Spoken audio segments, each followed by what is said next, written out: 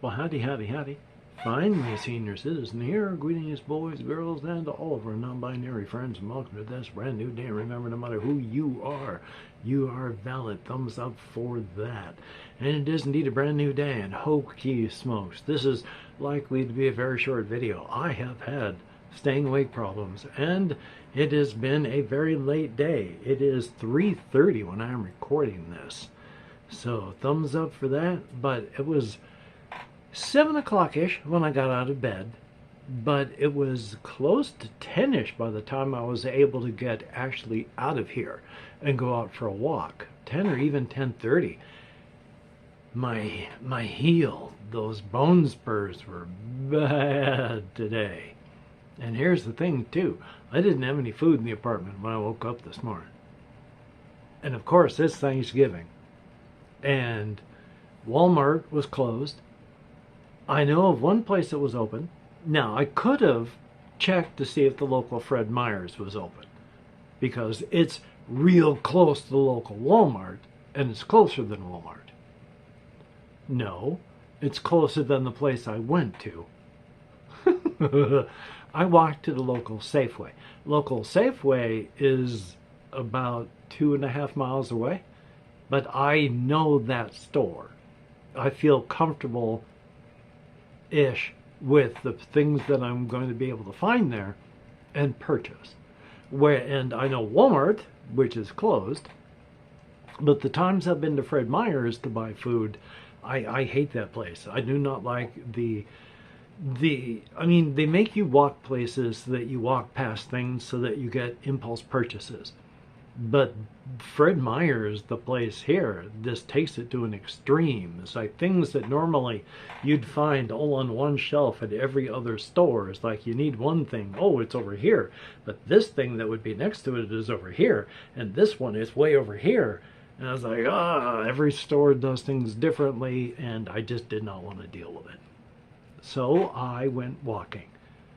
But my bone spurs are bad. But I get horribly and stupidly stubborn at times. And that was one of them. I did not want to go to the local Fred Meyer's. So I was going to go to the local Safeway, about 2.5 miles away.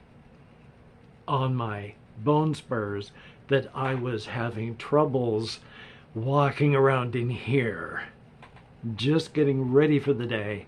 It felt like there was a strip going from underneath my foot up into the middle of my calf that was heated up to like 120 degrees. Not hot enough to, just say make you sit down and scream, but way too hot to be comfortable. But I went walking. And I walked all the way to the local Safeway, picked up some stuff, and walked on back. And by the time I got back, it was 1:30 because it took forever. Thumbs up. But while I did eat some stuff when I got home, this is what I had for Thanksgiving dinner for me in Washington State, United States of America. Some Bush's Best chili beans, some Nally's jalapeno chili, and for dessert, a gluten product to further destroy my digestive system. Yay! And if I hadn't gone out and walking, I would have had nothing at all. Yay! So yeah, my foot has been ow, ow, ow.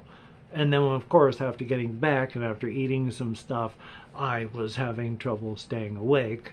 And so I spent my time, not that amount long, but some, trying not to fall asleep and failing.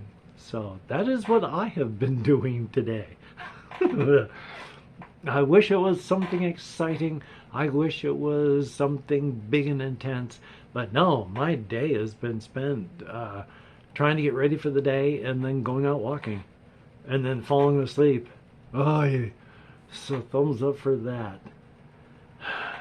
I've been trying to do what I can just to survive. But one thing I do want to talk about. A couple other people that I watch on YouTube that do game stuff. One fellow called IGP and another fellow Icy Caress. Now, Icy Caress and IGP used to do stuff together like all the time. I haven't heard them do stuff together anymore. And in fact, IGP has been doing stuff with this fellow like Skilly McPhilly.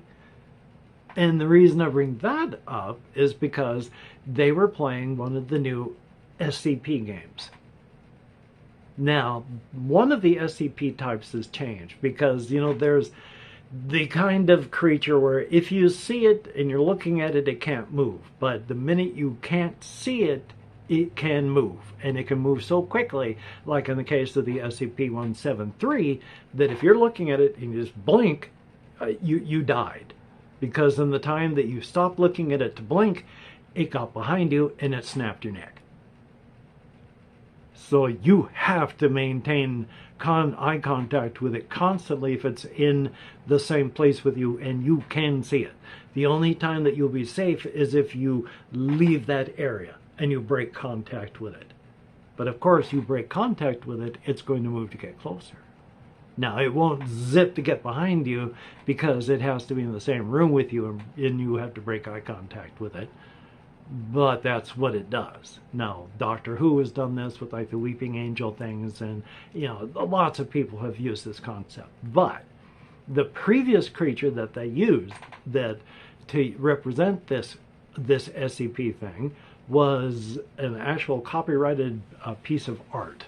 And while I think they had kind of permission to use it, it was still copyrighted from another person.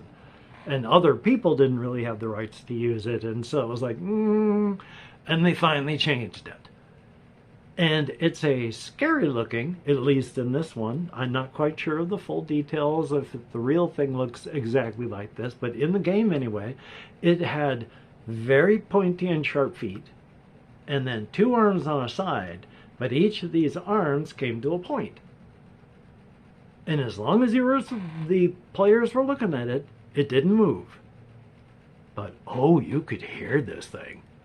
It was sliding around, and you could hear it like concrete sliding on concrete. And listening to this thing slide around while they're going, oh my God, I don't know where it is, but it's close. And just being freaked out by that. It's scary. Especially when one of them, the sound would be real close and he would turn and see just a bit of flash of movement, and then there it would be, hunched over, all 4 arms raised up to strike just behind the other person. So they just made it into view because it's like, it's there and the guy's right there and moving. So if he hadn't turned around, that would have been it.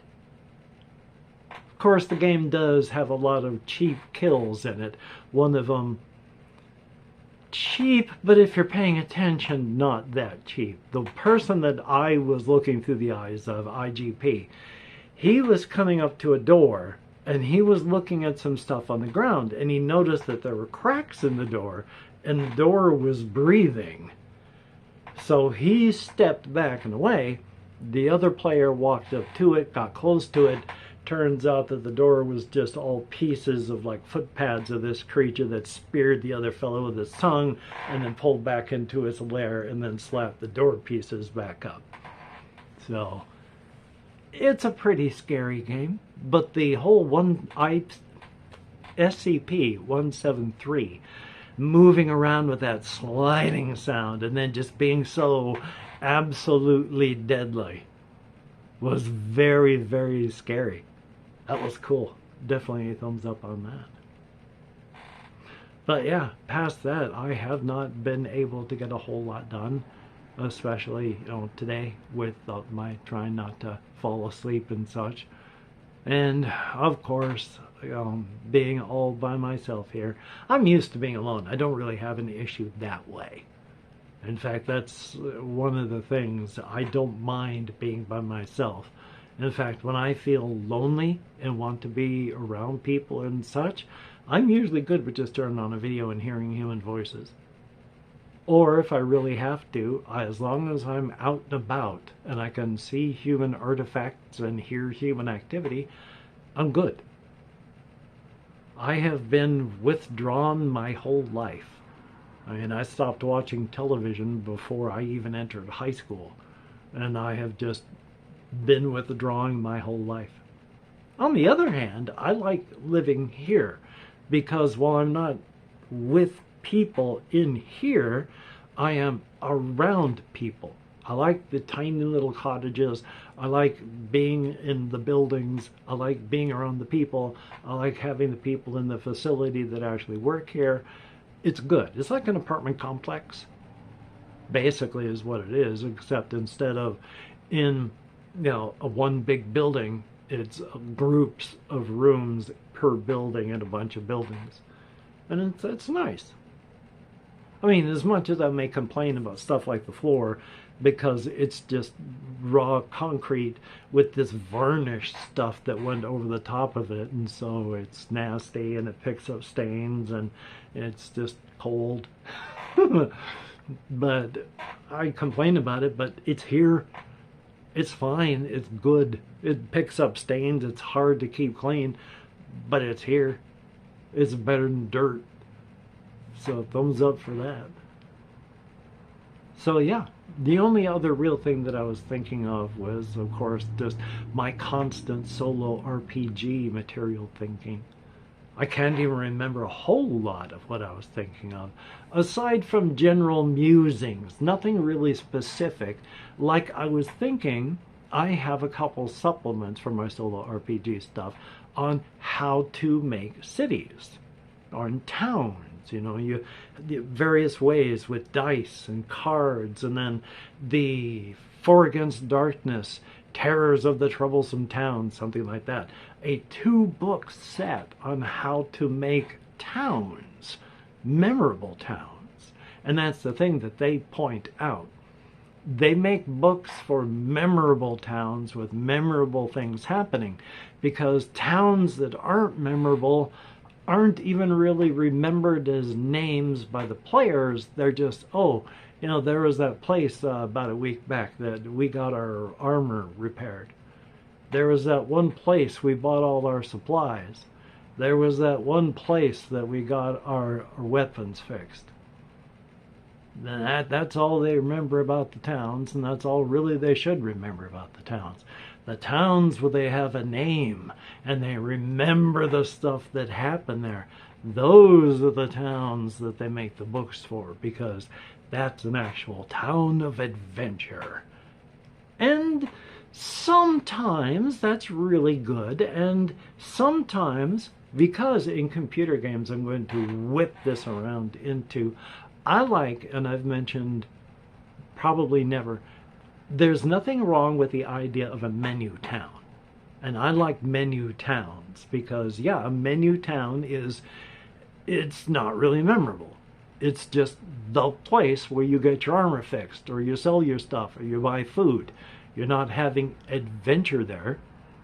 You're just doing the basics and utilities. So it's like when you leave the dungeon, it's like you just click on the blacksmith button, and then it takes you to the blacksmith.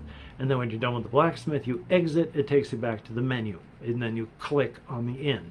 You don't need to travel through the town. It's just a menu system because it's not memorable. Nothing happens there. And it's not supposed to happen there. And so, yeah, I think menu towns are a really good idea, which is what they use in a lot of solo RPG games. After all, the game Notebook Extended World, or NoteQuest Extended World, and even without the Extended World part, it uses a menu system. Largely, before the World Book, D100 Dungeon uses a menu town when you leave the dungeon. Both NoteQuest and such, you're not doing anything exciting there. It's you can get this done, this done, this done, or this done.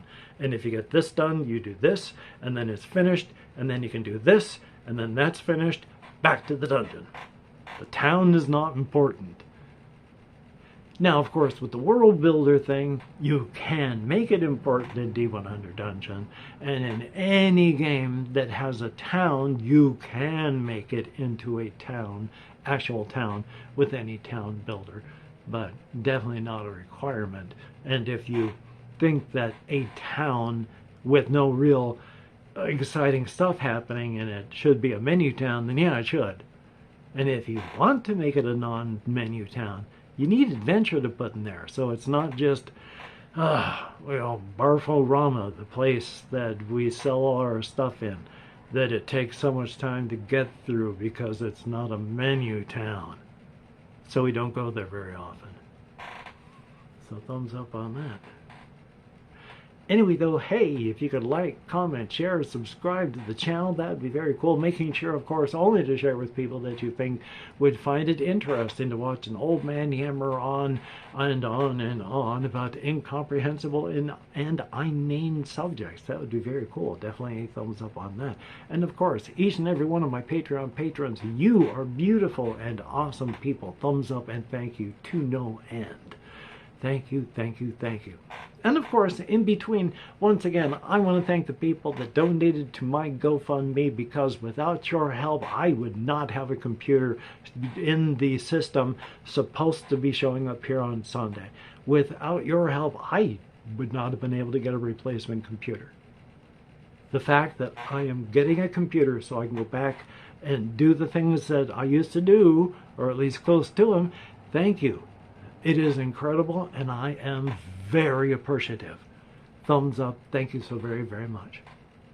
And if you've left me a comment, you too are beautiful and awesome. I read every comment that YouTube shows me. I thumbs up each one that YouTube allows. What is the word I'm looking for? Reply to every comment that my nerve compression will let me. So, thumbs up. Thank you. You too are beautiful and awesome in your own way. And with the physical therapy that I'm going through now with my neck, I have another appointment tomorrow. Hopefully, maybe, that will decrease some of the pain that I go through with the actual nerve compression itself. Wouldn't that be awesome? Thumbs up for that. But yes, thank you so very, very much. You are beautiful and awesome people. So, son of a gun, I'm going to spend the rest of the day taking care of myself, trying to do the best that I can, playing some games or doing something instead of just falling asleep. It's been one heck of a day. And hopefully you are getting done the things that you want to get done. That would be very awesome. And of course, just as a real quick thing before I say goodbye, just this morning I did watch the Jacksepticeye video where he reveals that, yes, he is an autistic person. He was talking about the various things, and what he lists, of course, are just everything that I've gone through and experienced. And isn't that fun? So, the one thing he mentioned that was very true is, like, he was saying, basically, very basically, it's like if you have ADHD or if you are an autistic person, the Venn diagram is like this. There's the overlap. You've got more that doesn't. There is more that overlaps than that doesn't. So the best thing about it, because he was talking about why finding out, why doing this thing, why you would want to do this. But he mentioned, he didn't put it in these words, but peace of mind. Knowing what's happening. When you know, you feel so much better. I've been beating my head against so many walls my entire life. And when I found out, well then, I suddenly realized why I'd been beating my head against the wall. So, here's hoping that the rest of his life will be good. Definitely thumbs up on that. So, I did forget to say part of it. No, I didn't. I did think I said, well, if you're good, be good to yourself. How about that? So, until we meet again, you take care. Have a great day today. I will see you on the flip side. And that is indeed a very good thing. And since I forgot to hold up something and say, hey, could you write this into the comments, about 10, 15 minutes in, I'm quite sure that editor me is going to put a thank you so much for watching with a word for you to write in into the comments. So that would be very, very cool. So,